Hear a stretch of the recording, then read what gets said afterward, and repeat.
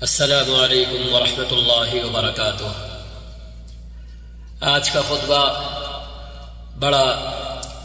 دلوں کو گرمانے والا اور روح کو تڑپانے والا اور آنکھوں کو آنسوؤں کی صورت میں پگھلانے والا تھا اور آنسوؤں کی صورت میں دھونے والا تھا۔ حج شروع ہو چکا۔ آج مینا میں اللہ کے باتوفیق بندے حج کرنے کے لیے جو مکہ مکرمہ پہنچ چکے، وہ مینا پہنچ چکے یا پہنچ رہے ہیں یا آئندہ پہنچتے رہیں گے فجر سے پہلے پہلے تک۔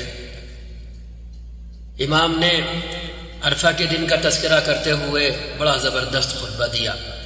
نبی کریم صلی اللہ علیہ وسلم نے فرمایا ہوا ہے الحج عرفہ، حج تو عرفہ میں قیام کرنے کا نام ہے۔ حج تو عرفہ میں ظہر سے مغرب تک موجود رہنے کا نام ہے۔ حج تو میدان عرفات میں موجود رہ کر اپنے رب کے آگے تڑپ کر مچل کر بلک کر اپنی بگڑی بنانے کا نام ہے۔ اپنی بے بسی بے کسی بے حیثیتی کے اظہار کرنے کا نام ہے۔ اپنے ایمان بنانے کا نام ہے۔ اپنے خالق مالک رازق محیی اور ممیت اللہ کی جے جے کار کرنے کا نام ہے۔ مختصر ایک لفظ میں کہیں تو حج نام ہے ایمان بنانے کا، جو ایمان ہم زیادہ تر مسلمان گھر میں پیدا ہونے کی صورت میں لے کر پلتے بڑھتے ہیں اور عملی محنت بہت کم کرتے ہیں، اسی ایمان کو بنانے کا نام ہے۔ کیوں؟ اس لیے کہ حج کے نام پر جو کام ایک حاجی کرتا ہے وہ سارے کام ان اصل ایمان سے لبریز، ایمان سے معمور، ایمان سے آباد ہستیوں کی ان ایمانی اداؤں کی نقل کرنے کا نام ہے جو ابراہیم خلیل اللہ کا گھرانہ کہلاتا ہے، آپ کی فیملی کہلاتی ہے۔ آج ہم جب پہنچتے ہیں دائیں دیکھتے ہیں بائیں دیکھتے ہیں آگے دیکھتے ہیں پیچھے دیکھتے ہیں، ہر طرف ہجوم نظر آتا ہے، لیکن اسی مکے میں جب حضرت سیدنا ابراہیم علیہ السلام اپنے شیرخوار بیٹے کو لخت جگر کو حضرت اسماعیل علیہ السلام کو اپنی عظیم المرتبت زوجہ شریک حیات کے ساتھ جب پہنچے تھے حضرت حاجرہ علیہ السلام، تو مکے میں نہ دائیں کچھ تھا نہ بائیں کچھ تھا، نہ آگے کچھ تھا نہ پیچھے کچھ تھا۔ اگر کچھ تھا تو اللہ کا گھر تھا اور اللہ کا بابرکت نام تھا۔ ٹھہرانے کے بعد بنا کچھ کہے جب چل دیے تھے تو آپ کی شریک حیات نے لپک کر آگے بڑھ کر پوچھا کہ یہاں تنے تنہا ہمیں چھوڑ کر آپ کہاں چل دیے؟ جب آپ کچھ نہیں بولے آگے بڑھتے رہے تو آپ نے خود ہی سے پوچھا کیا یہ اللہ کا حکم ہے؟ تو جب ہاں میں اشارہ دیکھا تو اس وقت حضرت حاجرہ علیہ السلام کی مبارک زبان سے جو جملہ نکلا تھا وہ یہ بتانے کے لیے کافی تھا کہ خود حضرت حاجرہ علیہ السلام کے اندر کس درجے کا ایمان موجود ہے اپنے خالق پر، اپنے رب پر۔ فرمایا اذا لا یضیعنا، جب اللہ کا یہ حکم ہے اور آپ اللہ کا حکم پورا کر کے جا رہے ہیں تو پھر وہ ہمیں ضائع نہیں کرے گا، پھر وہ ہمیں ضائع نہیں کرے گا۔ پھر اللہ نے کیسے حضرت جبریل علیہ السلام کو بھیجا، صفا مروہ کی سعی حضرت حاجرہ علیہ السلام کی اس دوڑ کی یادگار ہے جو ایمان سے بھی بھری ہوئی تھی، اللہ کا حکم پورا کرتے ہوئے اور اس ایمان کا اظہار کرتے ہوئے کہ جب اس نے یہاں ٹھہرایا ہے تو وہ ہمیں ضائع نہیں کرے گا، لیکن ساتھ ہی ساتھ وہ تدبیر سے بھی بھری ہوئی تھی کہ بچہ پیاسا ہے، پیاس سے رو رہا ہے، تو ہمیں جستجو تو کرنا ہے پانی ڈھونڈنے کی، محنت تو کرنا ہے اتنی، بھلے ظاہر یہ ہے کہ کوئی نہیں ہے دور دور تک اور کچھ نہیں ہے دور دور تک، لیکن ہم تدبیر اختیار کرنے کے، سعی کرنے کے، کوشش کرنے کے، جد و جہد کرنے کے پابند ہیں، ہم سے اس کا مطالبہ ہے۔ تو انہوں نے یہ حکم بھی پورا کیا، صرف ایمان پر اور ایمان کے نام پر ہاتھ دھر کر کے بیٹھی نہیں رہی، بلکہ بچے کو دیکھتی صفا سے مروہ پہ چڑھتی کہ شاید کہیں کوئی دکھ جائے، پھر مروہ سے پھر صفا آتی، کوئی دکھ جائے کوئی دکھ جائے، اسی طرح 7 چکر پورے ہوتے ہیں، اور پھر اللہ کی مدد۔ اس کوشش کے بعد، اس جد و جہد کے بعد،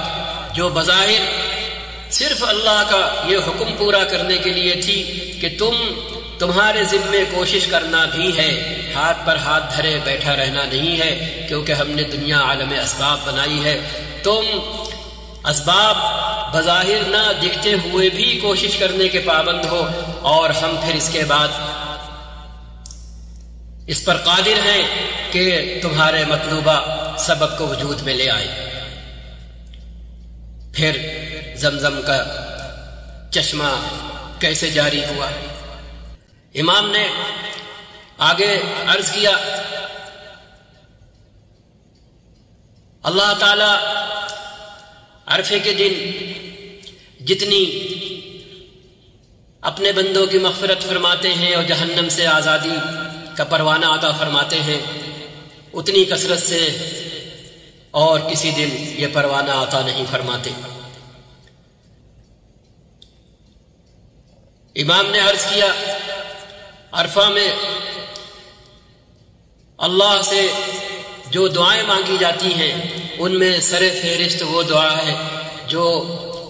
آپ صلی اللہ علیہ وسلم کے فرمان کے مطابق جو میں نے خود مانگی اور مجھ سے پہلے سارے انبیاء نے مانگی، اور وہ یہ کلمہ ہے، لا الہ الا اللہ وحدہ لا شریک لہ لہ الملک ولہ الحمد وہو علی کل شیء قدیر۔ نہیں ہے کوئی عبادت کیے جانے کے لائق، نہیں ہے کوئی معبود، نہیں ہے کوئی خدا، نہیں ہے کوئی الہ، نہیں ہے کوئی ایسی ہستی اور کوئی ایسی چیز جو عبادت کیے جانے کی مستحق ہو، جس کی عبادت کی جائے، جس کے آگے سر ٹیکا جائے، جس کے آگے ناک رگڑی جائے، جس کے آگے وجود، احساسات، سوچ اور فکر سب حوالے کر دی جائے، مگر صرف ایک اکیلا اللہ وحدہ، جس کا کوئی شریک نہیں ہے، جس کی خدائی میں، جس کی حاکمیت میں، جس کی ملوکیت میں، جس کی رزاقیت میں کوئی شریک نہیں ہے۔ وہی زندگی بخشتا ہے، وہی زندگی لیتا ہے، وہی رزق دیتا ہے، وہی رزق کے اسباب جٹاتا ہے، اسی نے زندگی دی ہے، اور اسی نے اس زندگی کا ایک وقت مقرر کیا ہے، ایکسپائری ڈیٹ متعین کی ہے۔ وہ وقت پورا ہونے پر ہم اپنا وقت پورا کر کے اسی کی طرف لوٹ جائے گی، ہم اسی کی طرف لوٹ جانے والے ہیں۔ لا الہ الا اللہ وحدہ لا شریک لہ، نہیں ہے کوئی معبود، نہیں ہے کوئی ایسا، نہیں ہے کوئی ایسی ہستی، نہیں ہے کوئی ایسی چیز جس کی عبادت کی جائے، جس کے حوالے خود کو کر دیا جائے، مگر صرف ایک اکیلا اللہ جس کا کوئی شریک نہیں ہے۔ لہ الملک، ہر چیز کا مالک وہی ہے تنے تنہا، اور ہر چیز کی تعریف اور ہر طرح کی تعریف کے لائق ہے، وہ ڈائریکٹ ہو یا انڈائریکٹ ہو، وہو علی کل شیء قدیر، اور وہی ہر چیز پر قادر ہے۔ وہ کرنے پر آ جائے تو کوئی اسے روک نہیں سکتا، اور وہ کسی چیز کے نہ کرنے کی ٹھان لے تو کوئی ایسا ہے نہیں جو اس کے خلاف جاتے ہوئے اس چیز کو کر گزرے۔ یہ افضل ترین دعا ہے عرفہ کی۔ عرفہ کل ہے، عرفہ کے حوالے سے کل بات ہوگی. آج بس امام کے خطبے کی تلخیص اور خلاصہ پیش کرنا مقصود تھا جو آج کے حوالے سے ہے. آج منا میں موجودگی کا دن ہے. 5 نمازیں وہاں پر سنت کے درجے میں مطلوب ہیں. کسی وجہ سے کوئی 5 نہ پڑھ سکے یا کچھ نہ پڑھ سکے تو اس سے اس کے حج پر کوئی اثر نہیں پڑتا، لیکن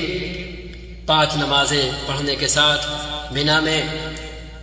بھی کیا کیا جاتا ہے وہ وہی ہے، اللہ کی طرف لو لگائی جاتی ہے، اللہ کی طرف یکسو ہوا جاتا ہے، اللہ کو یاد کیا جاتا ہے، اللہ کا تذکرہ کیا جاتا ہے، اللہ کی جے جے کار کی جاتی ہے، اللہ کا نام لیا جاتا ہے، اپنے بندے ہونے کا اظہار کیا جاتا ہے، اس کے خالق ہونے کا اقرار کیا جاتا ہے، اس کے رازق ہونے کا اعتراف کیا جاتا ہے، اس کے مالک کل ہونے کا اظہار کیا جاتا ہے. یہ حج کے سارے دنوں میں یہ ہوتا رہے گا. اور ابراہیمی ایمانی اداؤں کی نقل کرنے سے پہلے بھی اور نقل کرنے کے بعد بھی ایام حج میں اپنی بندگی کا اظہار کیا جاتا ہے، نماز کی صورت میں، دعاؤں کی صورت میں، طواف کی صورت میں، سعی کی صورت میں، قربانی کی صورت میں، آہو بکا کرنے کی صورت میں، اور یہ سب کر کے یہ اظہار کیا جاتا ہے کہ ہم کسی کے بنائے ہوئے ہیں، کسی کے بنانے سے بنے ہیں، کوئی ہمارا خالق ہے، کوئی ہمارا رب ہے، اور وہ کون ہے؟ لا الہ الا اللہ، وہ اللہ ہے تن تنہا، جس کا اس کی صفات میں اور اس کی ذات میں خدا کی حیثیت سے، معبود کی حیثیت سے، الہ کی حیثیت سے کوئی بھی چیز اس میں شریک نہیں ہے. اس کا اظہار کیا جاتا ہے. اللہ تعالی ہم کو ہماری اپنی جگہ رہتے ہوئے یہ کیفیت پیدا کرنے کی توفیق دے کہ ہم بھی یہاں پر 8 تاریخ ہے تو اپنے گھر پر رہتے ہوئے جا نماز بچھا لیں، مصلی بچھا لیں، گھر کے کسی کونے میں اپنے آپ کو محصور کر لیں، اور حجاج کی نقل کرتے ہوئے ہم بھی اپنے اللہ سے لو لگائیں. تو یہ ایسا میخانہ ہے جس کا محروم بھی محروم نہیں ہے. حدیثوں میں آیا ہوا ہے. کل ہم سنیں گے عرفہ کے دن جب فرشتے اللہ سے کہتے ہیں کہ اس میں تو فلاں اس طرح کے گنہگار بندے بھی ہیں، تو جواب میں اللہ فرماتے ہیں کہ میں نے سب کو آزاد کیا جہنم کی آگ سے. تو اللہ تو بہانہ ڈھونڈتے ہیں. یوم عرفہ کا روزہ اللہ نے ہم سب کو دے دیا جہنم سے آزاد کرنے کے لیے. نبی نے فرمایا ہوا ہے کہ مجھے اپنے اللہ کی ذات سے امید ہے کہ جو عرفہ کا روزہ رکھے گا اس کے 1 سال کے اگلے پچھلے گناہ معاف کر دیے جائیں گے، یعنی جہنم سے آزادی کا پروانہ اس کو عطا فرما دیا جائے گا. تو ہم 9 تاریخ 9 ذی الحجہ عرفہ کے دن کے روزہ رکھنے کا اہتمام کریں. ہم بھی ظہر کے بعد سے مغرب تک اسی طرح اپنے اللہ کے ہو جائیں، اپنے اللہ کے آگے روئیں، مچلیں، تڑپیں، بلکیں، جیسے حجاج وقوف عرفہ کر کے یہ سب کرتے ہیں. ہم بھی اللہ سے مانگیں، ہم بھی اللہ سے خوب دعا کریں، ہم بھی اپنی بگڑی بنانے کے لیے اس کے آگے ناک رگڑیں، اس کی جے جیکار کریں، اپنا ایمان بنائیں، ایمان کا اظہار کریں، ایمانی کیفیت اپنے اندر پیدا کرنے کے لیے اس کی عبادت کریں تاکہ ہمیں ایمان نصیب ہو جائے. حج حقیقتاً ایمان تازہ کرنے کا نام ہے. حج حقیقتاً ایمان بنانے کا نام ہے. حج حقیقتاً اصل ایمانی اداؤں کی نقل کر کے ان جیسی کیفیت اپنے اندر پیدا کر کے اپنے گھر واپس لوٹنے کا نام ہے، تاکہ پھر ہم سچے پکے مسلمان بننا شروع ہو جائیں، نام کے مسلمان نہ رہیں، کام کے مسلمان بننا شروع ہو جائیں، کام کے مسلمان بن جائیں، کام کے مسلمان لوگوں کو دکھنا شروع ہو جائیں، زبان سے نہ رہیں، عمل سے رہیں، کیونکہ یہ دین جب آیا تھا تو زبانی نہیں تھا، زبان سے تو بس خالی اظہار ہوتا تھا، اور پھر ایسا اظہار ہوتا تھا کہ یہ زبانی اظہار دل میں اتر کر اپنے انسان کے کلمہ پڑھنے والے کے پورے وجود کو اپنی گرفت میں لے لیتا تھا، اور ایسی گرفت جو پھر کبھی کلمہ پڑھنے والے کو آزاد نہیں کرتی تھی، اور اس گرفت سے کلمہ پڑھنے والا کبھی آزاد نہیں ہوتا تھا، چاہے وہ جلتی ریت پر لٹا دیا جائے، چاہے اس کے اوپر گرم پتھر رکھ دیے جائیں، چاہے وہ گرم پتھر پر لٹا دیا جائے، چاہے اس کی جان لے لی جائے، چاہے اس کے گلے میں پھندا ڈالا جائے، چاہے اس کی پیٹھ پر اونٹ کی اجڑی رکھی جائے، کچھ کیا جائے، لیکن جب زبان سے اس ایمان کا اظہار ہوتا تھا، اور اظہار بعد میں ہوتا تھا کیونکہ زبان ذریعہ ہے دل کے، دماغ کے اندر سمائی جانے والی اور سما جانے والی چیز کے اظہار کا۔ زبان ذریعہ ہے، چیز پہلے دل و دماغ میں سماتی ہے، پھر زبان اس کا اظہار کرتی ہے۔ تو جب کلمہ پڑھنے والا کلمے کا اظہار کرتا تھا تو اس اظہار سے پہلے یہ کلمہ اس کے دل و دماغ میں، اس کی سوچ میں، اس کے گوشت پوست میں، اس کے اپنے پورے وجود میں رچ بس چکا ہوتا تھا، اس لیے پھر کوئی بھی اس کلمے سے اسے ہٹا نہیں پاتا تھا۔ تو کلمہ زبانی بھی ہے، تو یہ ایمان زبانی بھی ہے، یہ ایمان قلبی بھی ہے، یہ ایمان دماغی بھی ہے، یہ ایمان فکری بھی ہے، یہ ایمان جسمانی بھی ہے، یہ ایمان روحانی بھی ہے، ہر سطح سے یہ ایمان ہے۔ اور ان ساری سطحوں سے بنانے کے لیے حج کرنے ایک انسان آیا کرتا ہے۔ اللہ تعالیٰ اس بات کو سامنے رکھ کر ہمیں حج کرنے والا بنائے، ہمیں حاجیوں کی نقل کرنے والا بنائے، ہمیں یوم عرفہ کا روزہ اسی نیت سے رکھنے والا بنائے کہ ہماری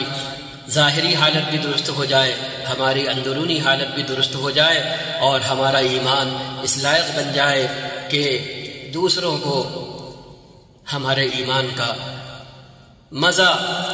دکھنے بھی لگے اور ملنے بھی لگے۔ اللہ تعالیٰ کہنے سننے سے زیادہ ہمیں عمل کرنے کی توفیق عطا فرمائے۔ والسلام علیکم ورحمۃ اللہ وبرکاتہ۔